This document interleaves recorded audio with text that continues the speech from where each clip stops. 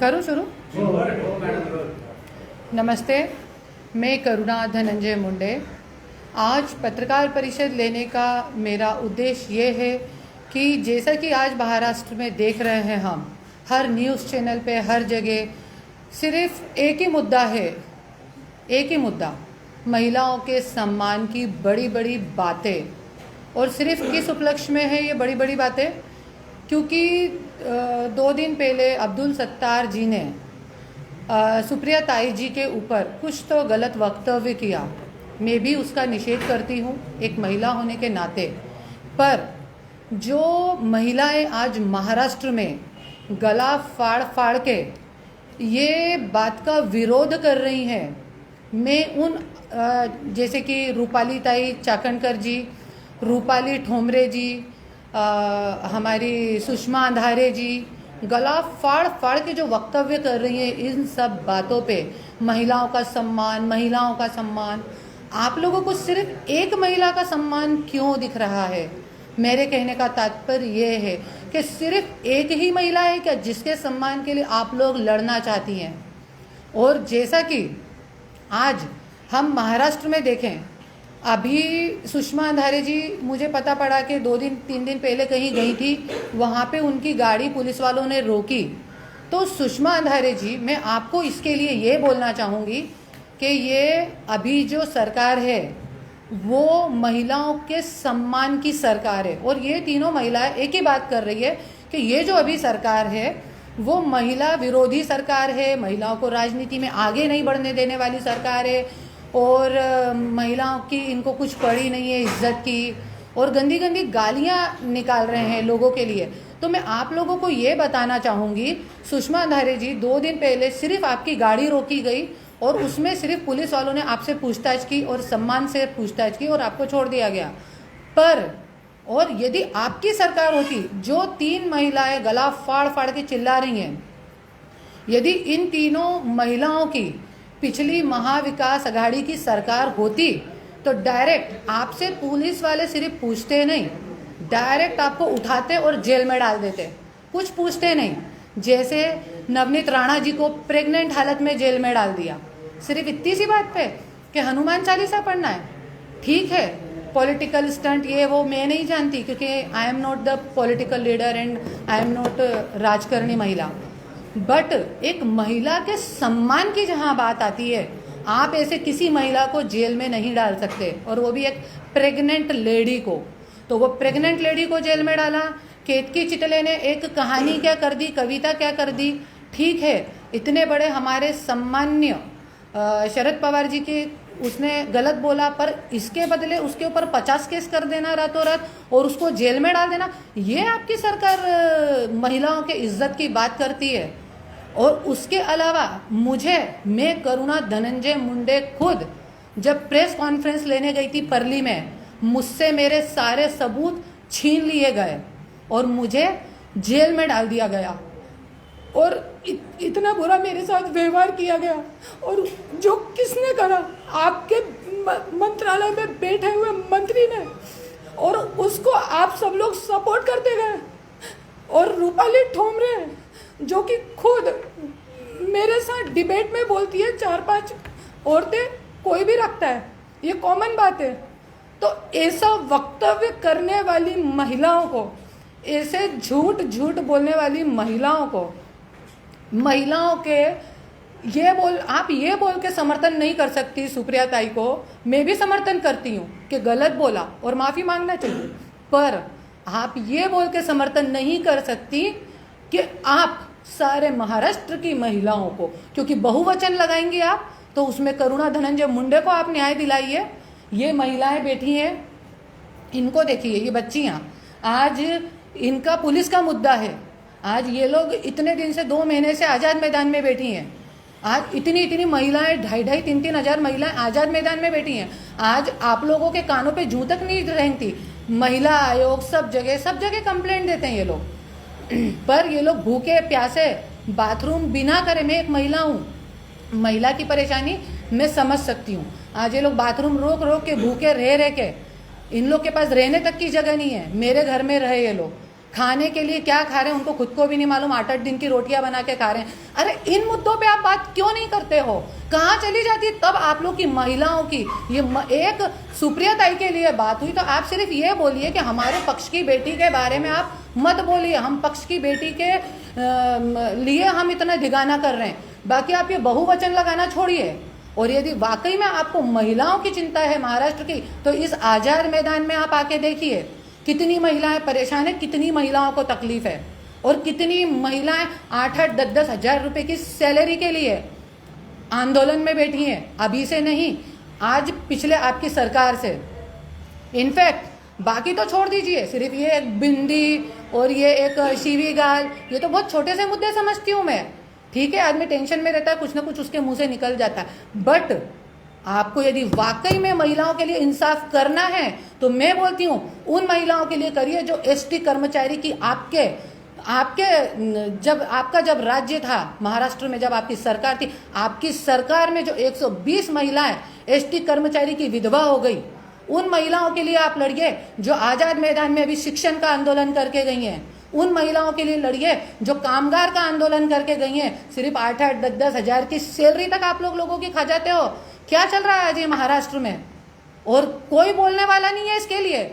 और जरा सी एक किसी ने बिंदी की क्या बात करी, अरे बिंदी लगाने लायक तो वो आदमी होना चाहिए।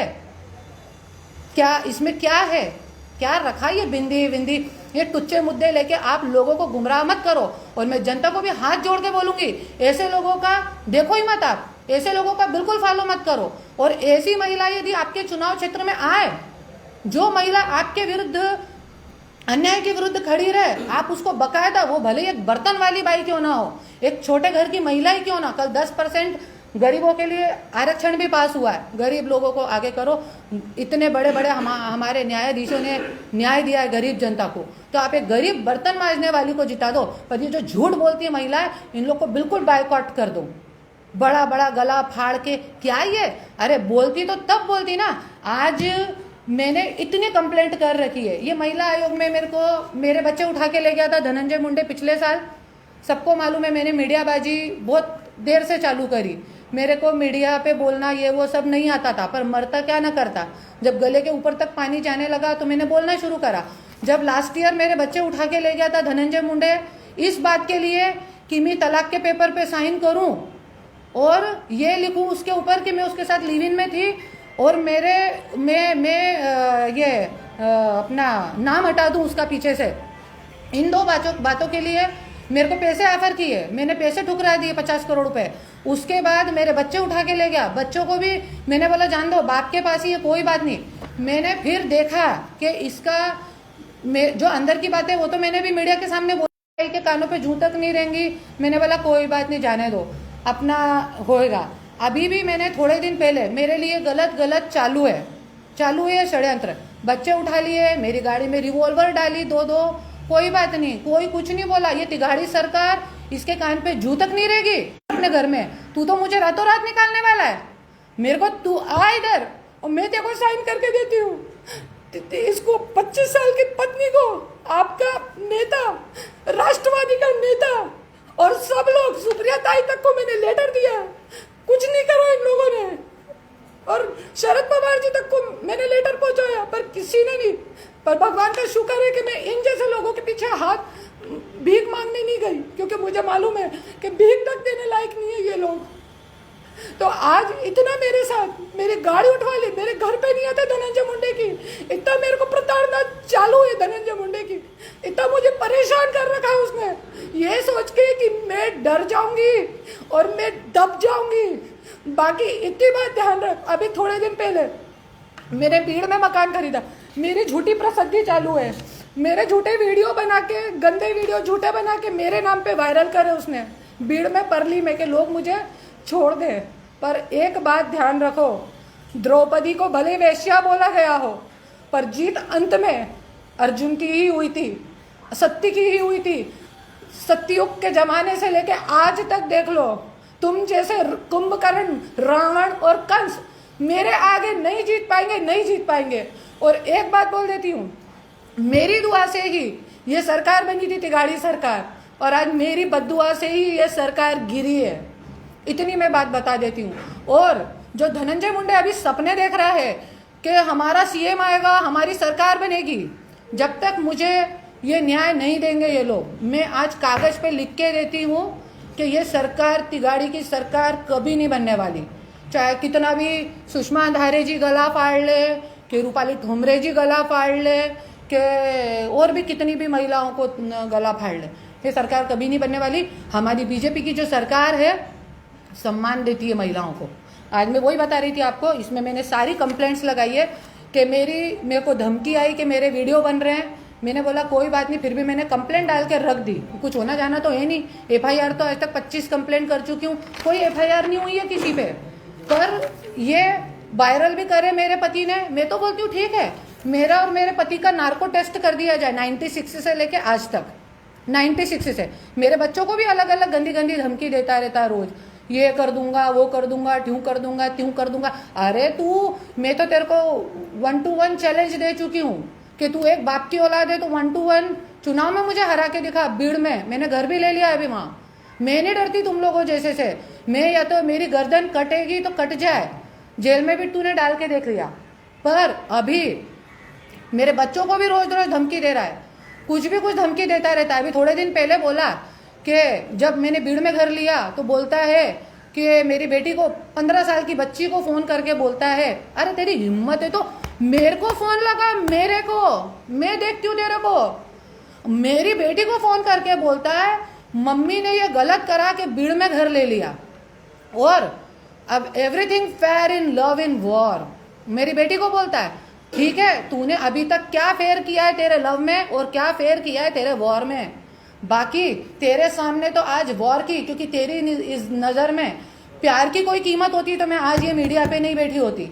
बाकी हाँ, मेरे सामने, तेरे सामने सिर्फ वॉर की लड़ाई है, तुझे राजनीति का पागल भूत सवार है जो तू कमाने की सोच रहा है। बाकी अब तू, शिंदे साहब ने बहुत अच्छी बात बोली, आता तुझ्या सोबत करुणा नाही आहे तो जनता करुणा दिखावणार नाही आणि करुणा होणार नाही तुझ्यावर।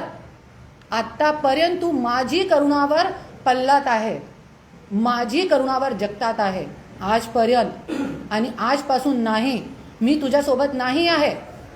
आणि मेरी बेटी को बोला तो मैं धनंजय मुंडे तुझे एक ही बात बोलूंगी, मेरे बच्चों से बात करने की जरूरत नहीं है तुझे, जो बात है 1-to-1 मुझे बात कर।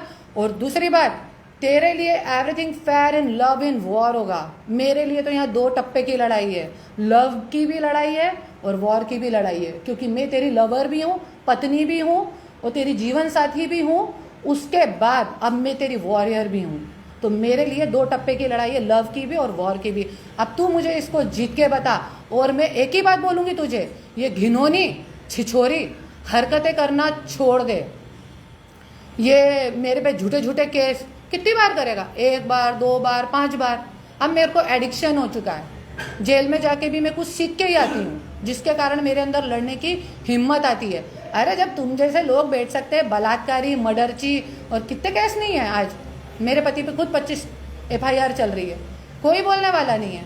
और अभी रूपाली चाकणकर जी को भी ये दी है, अभी 1.5 महीना तो हो चुका है। अभी देखती हूँ मैं कब तक इस पे कुछ होता है, कब ये लोग गला फाड़ना शुरू करते हैं मीडिया पे, मेरे लिए कुछ बोलते हैं। बस इतना ही मुझे बोलना था आज इस बात पे। और ये महिलाओं का भी है, थोड़ा सा आप बता दीजिए।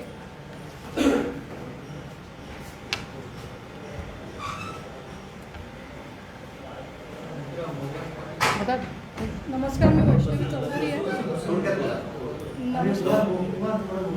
आमचं जे पोलीस शिपाई चालक भरतीचा विषय होता, ती भरती 2019ची होती, जी आता 21मध्ये घेण्यात आली आहे कोविडमुळे। या भरतीमध्ये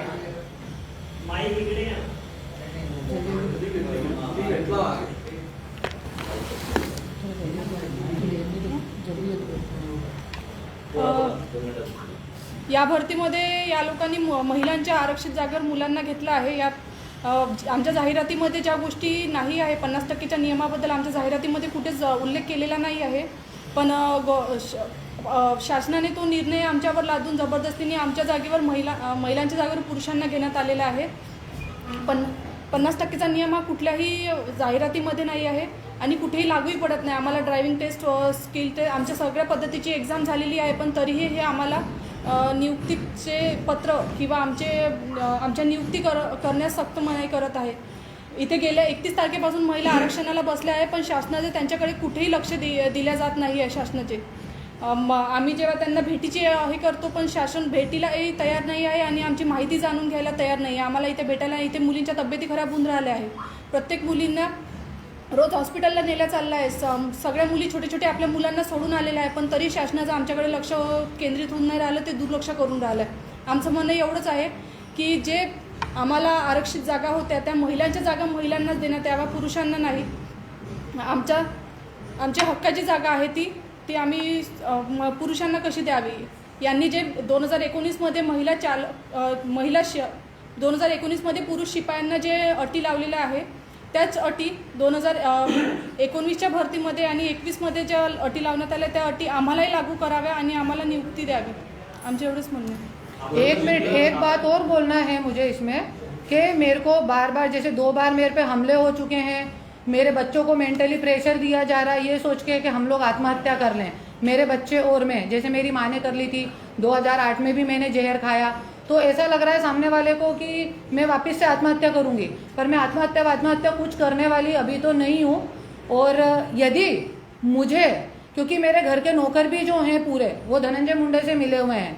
6 महीने धनंजय मुंडे के बंगले पे भी काम किया है और उन लोगों ने करे. मेरी मजबूरी है कि मैं उन लोग को निकाल नहीं सकती, क्योंकि मेरे बच्चे बहुत चाहते हैं उनको दिल से ज़्यादा. और मैं अभी जैसे महाराष्ट्र में घूमती हूँ तो वो लोग भी उसका ध्यान रखते हैं, इसलिए बच्चे बोलते हैं कि मम्मी इनको नहीं निकालना. अच्छा, मेरे को कुछ हो जाता है या मेरे बच्चों को कुछ हो जाता है, ब्रेन हेमरेज हो जाता है, हार्ट अटैक आ जाता है, या हमको जहर दे के कोई झूठे से मार डालता है, मेरे बच्चों को, मेरे को, मेरे पीए को भी जान का धोखा है, मेरी माँ, मेरी बहनों को, मेरे भाई को, सबको.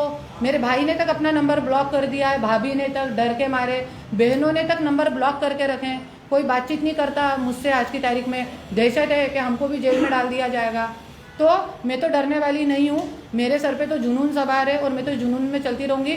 और यदि मुझे कुछ होता है तो इसका जिम्मेदार, मेरी जान को यदि जरा भी धक्का लगता है, मेरे बाल को जरा भी धक्का लगता है, तो इसका जिम्मेदार धनंजय मुंडे एंड गैंग होगी. इसका पिटीशन मैंने कोर्ट में भी डाला हुआ है और मैंने कमिश्नर से लेके पीएम नरेंद्र मोदी से लेके सब जगह पे ये लिख के दे रखा है कि मुझे या मेरे बच्चों को गलती से भी कुछ होता है, एक्सीडेंट में हमारी डेथ होती है, कुछ भी होता है, तो हमारी किसी से इस समाज में कोई दुश्मनी नहीं है. झूठे लोगों को आगे करके मेरे ऊपर झूठे केस करवाए जा रहे हैं. मेरी हाथ जोड़ के विनती है कि उन लोगों से मेरा कोई लेना देना नहीं है, कोई 1 रुपये की दुश्मनी नहीं है. कभी भी मुझे कुछ होता है तो उनको टारगेट ना किया जाए. धनंजय मुंडे एंड गैंग, उनको ही टारगेट किया जाए इसमें. जय हिंद, जय महाराष्ट्र. सगळ्यात महत्त्वाचं, तुमच्या विरोधात एफआयआर होता त्यावरती कारवाई करू असं तुम्ही म्हणताय. हाँ? तुमच्या विरोधात एफआईआर दाखल होता है और उस पर कार्रवाई भी हो रही है ऐसा दिख रहा है, लेकिन होम मिनिस्ट्री तो देवेंद्र फडणवीस के पास है, तो आपको लगता है कि वो भी इसमें जिम्मेदार? ये तब वो नहीं थे इसमें, जब मेरे पर 2 बार एफआईआर हुई तब देवेंद्र फडणवीस जी नहीं थे. और मैं एक ही बात बोलूँगी, आज मैं किसी पक्ष के उससे नहीं आई हूँ या किससे नहीं आई हूँ, पर मैं दिल से एक बात कहना चाहूँगी कि वाकई में आज बीजेपी की जो सरकार है, उन लोगों ने मुझे बहुत इज्जत दी है. मैं राज्यपाल जी से भी मिलने गई तो बाकायदा उन्होंने मुझे बोला कि आप हमारे महाराष्ट्र की रणरागिनी हो, झांसी की रानी हो. जब और जहाँ भी मैं प्रोग्राम में जाती हूँ, बीजेपी के नेता लोग मुझे अलग ही एक इज्जत देते हैं. मेरा उनसे कोई लेना नहीं देना नहीं, मैं कोई बीजेपी की कोई प्रवक्ता नहीं हूँ, कोई महिला नहीं हूँ, पर फिर भी एक अलग इज्जत देते हैं. और आज भी आप देखिए, सुषमा अंधारे जी गई तो उनको सिर्फ रोका, पुलिस ने बात करके छोड़ दिया. पर वो यदि ये तिगाड़ी सरकार होती तो डायरेक्ट पकड़ते और जेल में ठूंस देते और रखते 15 दिन, उनको बोलती बंद हो जाती सामने वाले की. तुम्ही असं म्हणताय की बीजेपीचं सरकार स्त्रियांना इज्जत देणार? हाँ, 100%. तुमच्या सोबत जे बसले त्यांचं हाँ. वक्तव्य आणि त्यांची भूमिका त्याच्या इनका भी चल रहा है. हाँ, ठीक है, इनका भी कॉन्ट्रडिक्शन नहीं लग रहा? नहीं, कॉन्ट्रडिक्शन है, बट इनका भी चल रहा है, इसलिए मैंने इनको भी बुलाया. पर इनका भी चल रहा है और इनको भी शिंदे साहब ने बोला है. कल आपकी बात हुई है ना, इनकी जो मेन है उनका मेरे को फोन आया था. तुम्ही म्हणता की बीजेपी सरकार आहे, बीजेपी महिलांचा सन्मान करते, तर दुसऱ्या ठिकाणी तुम्ही बाजूला सांगताय की यांना अजूनपर्यंत काही न्याय मिळाला नाहीये. तर कुठे तुमच्याच वाक्यामध्ये इनके नहीं, एक मिनट, मैंने ये बोला आपको कि सुषमा अंधारे जी और ये जो महिलाएं हैं, सुनिए तो सही, वो इनके बारे में वक्तव्य नहीं करती हैं, इनके बारे में, इनकी प्रॉब्लम्स के बारे में बोलती नहीं है. बाकी अभी इनके शिंदे साहब से मुलाकात हो चुकी है, मैं खुद भी इनको लेके जाने वाली हूँ और मैं खुद इनका नेतृत्व कर रही हूँ, मैं खुद इन लोग को लेके जाने वाली हूँ 100% न्याय की। और शिंदे साहब ने भी डीआईजी को भी फ़ोन लगाया है इस मैटर के लिए। पर यहाँ पे इनको लाने का और इनके मुद्दे को लाने का मेरा तात्पर्य ये है कि जो रूपाली ठोमरे जी हैं, हमारी समाज सेविका जितनी भी महिलाएं जो आज गला फाड़ फाड़ के एक बिंदी और एक ताई के मुद्दे पे बात कर रही हैं, तो ये भी महिलाएं हैं और लगाती बहुवचन है, बात एक की कर रही हैं पर चल रहा है बहुवचन। तो महिलाएं ये हैं, मैं हूँ जो इतनी जेल में गई, वो है, इन सब की बात करना चाहिए। मैं आज किसी एक की बात नहीं कर रही हूँ, मैं सुप्रिया ताई के भी समर्थन में हूँ कि ऐसा वक्तव्य किसी महिला के लिए नहीं होना चाहिए। तुम्ही मागच्या वेळी एकनाथ शिंदेना भेटला होता, त्यानंतर तुमचे प्रॉब्लेम सॉर्ट आउट झाले का पहिला? आणि याला दूसरा कनेक्टिव प्रश्न असा है, आप कह रहे हैं कि इस सरकार में महिलाओं को इज्जत दी जाती है। पिछले 3 दिन से जो कुछ भी चल रहा है आप भी देख रही हो, सुषमा अंडारे का हो या फिर सुप्रिया सुळे का हो, उसमें मतलब शिंदे के साथ में, फडणवीस जी भी साथ में, बीजेपी भी साथ में, इनकी जो बाला साहेबांची शिवसेना वो भी साथ में। तो आप ये किस मतलब किस बेसिस पे आप कह सकती है कि ये सब कुछ हो रहा है? देखिए, ये शिंदे साहब ने तो नहीं वक्तव्य किया है, ये अब्दुल सत्तार जी ने वक्तव्य किया। हाँ नहीं है, पर वो कुछ ना कुछ डिसीजन लेंगे ना, है ना। अब्दुल सत्तार जी ने बोला है, तुम्ही जेव्हा असं म्हणता ना, तर तुमच्या बाबतीतून 2 असे शब्द बाहेर निघाले. तुम्ही एक राजकारणात नाही असं म्हणताय, दुसरे तुम्ही राजकीय वक्तव्य करताय. नहीं राजकीय वक्तव्य नहीं है ये, सुनिए ये म्हणणं ठीक आहे ते नहीं गलत है वो, मैं तो खुद बोल रही हूँ ना कि वो गलत है। सुनिए मैंने पहले ही शुरुआत में ही बोला कि ये गलत है।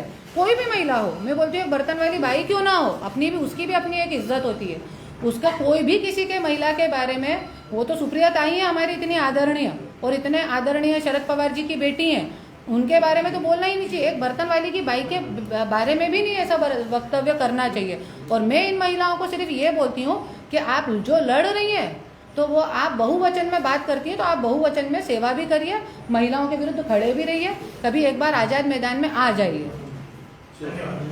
Thank you.